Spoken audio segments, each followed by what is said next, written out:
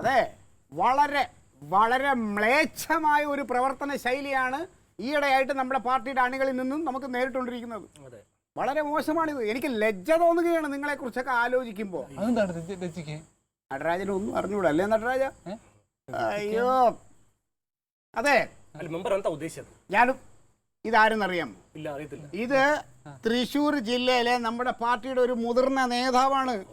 നമ്മളെ ഈയിടയ്ക്കുള്ള സെക്രട്ടേറിയറ്റിലെ പ്രകടനം ടി വിയിൽ അദ്ദേഹം കണ്ടിട്ട് അത് അദ്ദേഹത്തിന് വളരെ നാണക്കേടുണ്ടായിട്ട് ഇവിടെ വന്നൊക്കെയാ എന്നെ അന്വേഷിച്ചു. നിങ്ങളെയൊക്കെ കണ്ട് കുറച്ച് കാര്യങ്ങൾ പറയാനായിട്ട് എന്നോട് പറഞ്ഞിട്ടുണ്ട്. അതൊക്കെ ഞാൻ നിങ്ങളെ പറഞ്ഞ് മനസ്സിലാക്കാം. നമ്മൾ സെക്രട്ടേറിയറ്റ് പഠിക്കൽ ഈ ഇടയ്ക്ക് നടത്തിയ ലാത്തി ചാർജ് ആ ഉണ്ടായ പ്രശ്നം, അതിനെക്കുറിച്ച് നിങ്ങൾ എന്ത് പറയും? നമ്മളെ പ്രവർത്തനം എങ്ങനെ ഉണ്ടായി? ആൾക്കാർ പങ്കെടുത്തില്ലേ? മേടിക്ക്, അതിനൊന്നും ഇനി കുറവ് വരുത്തണ്ട, അങ്ങനെ തന്നെ പൊക്കോട്ടെ.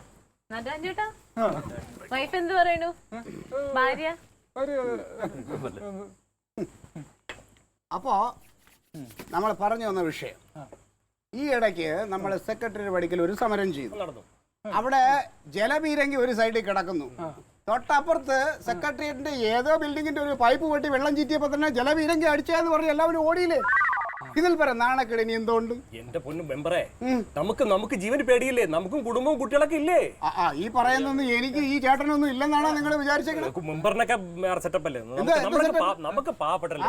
ആ രീതിയിലുള്ളതില്ല. ഫസ്റ്റ് പാർട്ടിക്ക് വേണ്ടി മരിക്കാൻ പോലും നമ്മൾ തയ്യാറാവണം. പാർട്ടിക്ക് വേണ്ടി മരിച്ചതിന് കുടുംബത്തിൽ ചെലവ് നിങ്ങൾ എടുത്തു. കുടുംബത്തിന് നമ്മൾ വേണ്ട സഹായം ചെയ്തു കൊടുക്കൂലേ? ഇപ്പൊ നടന്നുകൊണ്ടിരിക്കുന്നത് അങ്ങനെയാണല്ലോ. മെമ്പർ പറയുന്ന കാര്യം നമുക്ക് അക്സെപ്റ്റ് ചെയ്യാൻ പറ്റത്തില്ല. ഇതാണ് ഈ ഒരു ചോരത്തിളപ്പ് നിങ്ങൾ ആ പ്രകടന സമയത്ത് കാണിച്ചെങ്കിൽ എന്ത് വേണം? മീറ്റിംഗ് ഇപ്പോ നമ്മളെ പാർട്ടി ഇതപ്പോ എത്ര പേരുണ്ട്? 30 പേരുണ്ട് ഇവിടെ പങ്കെടുക്കേണ്ട ഈ മീറ്റിംഗിൽ. ഇപ്പൊ ഉള്ളത് എത്ര? 3 പേര്. എന്താ കാരണം? ഞങ്ങൾക്കറിയില്ല. നിങ്ങളുടെയൊക്കെ ഉത്തരവാദിത്തക്കുറവ്. ഞങ്ങൾക്ക് മാത്രമല്ല മെമ്പറിനുണ്ടല്ലോ ഉത്തരവാദിത്തം. ദിനേശിന്റെ ഭാര്യ പ്രസവിച്ചെടുക്കുന്നുണ്ട്, അങ്ങോട്ട് പോയി. ദിനേശന്റെ ഭാര്യ ഇത് മാസാമാസം പ്രസവിക്കാണ്. എപ്പോ ചോദിച്ചാലും ദിനേശന്റെ ഭാര്യ പ്രസവിച്ച് കിടക്കുകയാണ്. ഇങ്ങനെയുള്ള ഞാനിതാ പറഞ്ഞത്, പാർട്ടി പ്രവർത്തിക്കാനുള്ളവര് കുടുംബം എല്ലാം ഉപേക്ഷിച്ചിട്ട് നിൽക്കണം, അതിന് തയ്യാറായി നിൽക്കണം. കുടുംബമൊക്കെ ഉപേക്ഷിക്കാൻ പറ്റില്ല മെമ്പറെ. പറ്റില്ലെങ്കിൽ നിങ്ങൾ പാർട്ടി വിട്ടിട്ട് പോവാം. ഇവിടെ കിട്ടുന്ന പൈസ അല്ല, അവിടെ നിന്ന് കിട്ടുന്ന പൈസ അല്ല നമുക്കൊന്നും കിട്ടില്ല. മെമ്പർ തന്നെ കൊണ്ടുപോകുന്നത്. നമുക്ക് എന്ത് ചെലവുണ്ടെങ്കിലും കിട്ടും. ചൊറിയണ വർത്താനം പറയല്ലേ? വർത്താനമല്ല, ഞാൻ സത്യമായിട്ടുള്ള കാര്യം തന്നെ പറഞ്ഞത്. എന്ത് സത്യം പറഞ്ഞു? നിങ്ങൾ സത്യമാരുടെ കാര്യം തന്നെ മെമ്പറെ ഞാൻ പറഞ്ഞത്. എല്ലാവർക്കും അറിയാം. എവിടെ ചോദിച്ചു നോക്ക്. ബാക്കിയുള്ള ഇനി വരാറുണ്ട്, അവിടെ നിന്ന് ചോദിച്ചു നോക്ക്. പലർക്കും പിരിക്കുന്ന കാശ് മെമ്പർ എന്നോട് കൊണ്ടുപോകണം, നമുക്ക് കിട്ടുന്നില്ല. പിരിക്കണമെങ്കിൽ അതിന്റെ കൃത്യമായ കണക്കുണ്ട് ഇവിടെ. കണക്ക് എന്തോ കണക്ക്, എന്ത് കണക്കാണ്? കള്ള കണക്കല്ലേ നമ്മൾ ബോധിപ്പിക്കുന്നത്. പറയരുത് കേട്ടാ. തോന്നിയല്ല, സത്യവസ്ഥ തന്നെ ഞാൻ പറയുന്നത്. നീയൊക്കെ പിരിക്കാൻ ചെന്നാലും മതി. നീയൊക്കെ ചെല്ലുമ്പോ തന്നെ പറയുന്നുണ്ട് ഗുണ്ടാ പിരിവെന്ന്. എന്തോ പിരിവ്? പിരിവിന് മെമ്പർ മാത്രമേ പോകുള്ളൂ, ഞങ്ങളെ കൊണ്ടുപോകില്ല.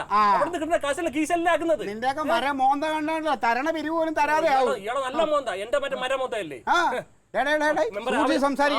ഞാൻ പാർട്ടിയിൽ ഒരു മുതിർന്ന നേതാവാണ്. എന്ത് മുതിർന്ന വേണമെങ്കിൽ പാർട്ടിന്ന് പുറത്താക്കും. പുറത്താക്കി പാർട്ടി മീറ്റിംഗ് ആണ്.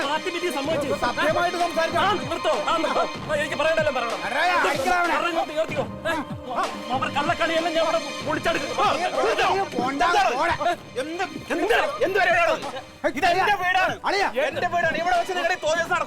പാർട്ടി മീറ്റിംഗ് നിനക്ക് പാർട്ടിയുടെ മീറ്റിംഗ് കൂടാൻ നിന്റെ വീടിന് പുറത്ത് വെച്ച് വേണം കേട്ടോ. ഇത് എന്റെ വീടാണ്. ഇവിടെ വന്ന് നിങ്ങളുടെ തോന്നിയ നടക്കില്ല. എല്ലാവരും പോ.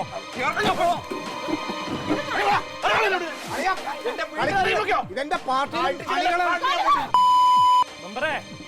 നിന്റെ പാർട്ടി പരിപാടിയൊക്കെ പുറത്ത്, വീട്ടിനുള്ളിൽ പരിപാടി പറ്റില്ല. ഞാൻ 5 മണിക്ക് ഓഫീസ് വിട്ട് വന്ന സമയത്ത് ഞാൻ പറഞ്ഞല്ലേ പിന്നെ നീ എന്താണ് ഈ പരിപാടി ചെയ്യണേ? എന്താ ആൾക്കാടി? ഇവരോട് ഞാൻ എത്ര വട്ടം പറഞ്ഞിട്ടില്ലേ ഈ വക പരിപാടികളോടെ പറ്റില്ല എന്ന്? സമ്മതിത്തരം കാണിക്കാ നീ. ഈ പരിപാടിയൊക്കെ നിന്റെ വീടിന്റെ പുറത്ത് വെച്ചാണത്. എന്റെ വീടിന്റെ ഉള്ളിൽ പറ്റില്ല കേട്ടാ. ഒരു കാര്യം ഞാൻ പറയാം, നാളെ ഇറങ്ങി കൊണപ്പെടുന്നു.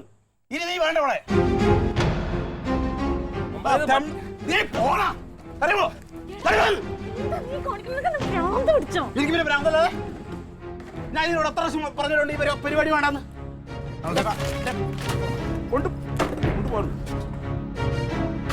നിങ്ങളാരാണ്? കറിയപ്പോ മൂളൊക്കെ ഒന്നും എന്റെ വീട്ടിൽ വേണ്ട. ഇത്രയും നാൾ ഞാൻ സൈക്കിൾ ക്ഷമിക്കുകയും ചെയ്തു. അത് ഞാനും അവനും മാത്രമുള്ളപ്പോ എന്റെ അണികളെ ഉപയോഗിച്ചാണ് അവൻ എന്നെ കൊച്ചാക്കിയത്. അവൻ ശ്രദ്ധിക്കൂലടി. പക്ഷെ എനിക്കത് ശ്രദ്ധിച്ചേ പറ്റൂ. അവന്മാരുടെ മുമ്പിൽ ഞാൻ ഇനി എങ്ങനെ ഇറങ്ങി നടക്കും? നീ പറ. ശരിയാണ് അവൻ കാണിച്ചത് തെറ്റാണ്. പക്ഷെ നമുക്ക് എന്ത് ചെയ്യാൻ പറ്റും? നമ്മൾ ഇവിടെ താമസിക്കല്ലേ. അതാണ് നമ്മൾ ചെയ്യണ ഏറ്റവും വലിയ തെറ്റ്. എന്ത് പറഞ്ഞാലും കേട്ടോണ്ട് ഇവിടെ കിടക്കും അവൻ വിചാരിച്ച്. മതി തങ്കം മതി. നമ്മളോടൊക്കെ വല്ലാണ്ട് സ്നേഹമുണ്ട്. അവന് സ്നേഹമില്ല, മണ്ണാങ്കട്ടയില്ല, അവനൊരു പുല്ലുമില്ല നമ്മുടെ അടുത്തൊന്നും. എടുക്ക്. നമ്മൾ ഇനി ഇവിടുന്ന് ഇറങ്ങണം. ഇപ്പൊ ഇവിടുന്ന് ഇറങ്ങണം. എന്താ പറയണ ക്ലീറ്റ എല്ലാം ഓർമ്മിച്ച് ആലോചിച്ചാണ് പറയണത്. ഇറങ്ങണം ഇവിടുന്ന്. മതി.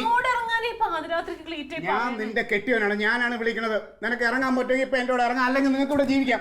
നമ്മുടെ വീട്ടിൽ നിന്ന് എവിടെ പോവാനേ പറയണേ? നമ്മളെ വീട്ടിൽ നിന്ന് എവിടെ പൊക്കൂടായി? എവിടെ പോയാലും മനസമാധാനം അന്തസ്സും ഉണ്ട്. ഇവിടെ കിടക്കണം എവിടെ വായിരിക്കണം കേട്ട്. ഇതിപ്പോ ആദ്യത്തെ സംഭവമൊന്നുമല്ല. നിങ്ങൾ തമ്മിൽ പല പ്രാവശ്യം തല്ലു പിടിച്ചിട്ടുണ്ട്, വഴക്കിട്ടിട്ടുണ്ട്. ഒരാവശ്യം വരുമ്പോ നിങ്ങളെല്ലാം മറന്ന് കൂട്ടുകൂടുകയും ചെയ്യും. ഇതും അത്രേ ഉള്ളൂ. അതാണ് ഞാൻ ചെയ്ത തെറ്റ്. അവനെ ഞാൻ സ്നേഹിച്ചു വേടി, അതാണ് ഞാൻ ചെയ്ത തെറ്റ്. പക്ഷെ അവൻ ഇത്രയും നികൃഷ്ടമായ ഒരു ജീവിയാണെന്ന് ഞാൻ വിചാരിച്ചില്ല. അവൻ നാളെ വന്ന് ക്ലീറ്റോട് മാപ്പ് ചോദിക്കും. ഇല്ല, അവന്റെ മാപ്പും വേണ്ട, ഒരു ഓപ്പും എനിക്ക് വേണ്ട. എടുക്കാനുള്ളത് എടുക്ക്. പാതിരാത്രി എങ്ങോട്ട് പോയാലും ബസ് സ്റ്റാൻഡിലോ കടത്തുന്നല്ലോ എവിടെ വേണേലും കിടക്കാം. കൊച്ചിനെ നിങ്ങൾ എന്ത് ചെയ്യാനും ഉദ്ദേശിക്കുന്നത്? കൊച്ചൊക്കെ എന്റെ കൂടെ ഉണ്ടാവും. ഞാനാ വിളിക്കണം നിന്നെ. നിനക്ക് എന്നെ വിശ്വാസം ഉണ്ടെങ്കിൽ എന്റെ കൂടെ വരാം. എനിക്ക് ക്ലീറ്റോന് വിശ്വാസമാണ്. ക്ലീറ്റോന്റെ കൂടെ തന്നെ നിൽക്കാം. ക്ലീറ്റോ ഒരു കാര്യം ചെയ്യും. ഇല്ല ക്ലീറ്റോ, ഞാൻ പറയണൊന്ന് കേക്ക്. എനിക്കൊന്നും കേക്കണ്ട. ഇന്നൊരു രാത്രി ക്ലീറ്റോ ക്ഷമിക്കും. നാളെ നമുക്ക് എന്താന്ന് വെച്ചാൽ തീരുമാനിക്കാം. എന്തിന് ഇന്നൊരു രാത്രി ഇവിടെ എങ്ങനെ മനസ്സമാനായിട്ട് ഞാൻ ഇരിക്കും? ക്ലീറ്റോ ഇനി ഈ വീട്ടിൽ കാല് കുത്തില്ല. നമുക്ക് അതിന് വാടക വീടെടുത്ത് അങ്ങോട്ട് മാറാം. അത് തന്നെ നല്ലത്. കുഞ്ഞൊക്കെ ഒരു കുഴപ്പമില്ല, കുഞ്ഞിനെയൊക്കെ നോക്കാം, എനിക്കറിയാം. വേണ്ട, നാളെ രാവിലെ ആവട്ടെ, നേരെ ഒന്ന് വിളിത്തോട്ടെ. എന്നിട്ട് എന്താന്ന് വെച്ചാൽ ക്ലീറ്റോ ചെയ്തോ, ഞാൻ കൂടെ നിന്നോളാം. അതെ, അവന്റെ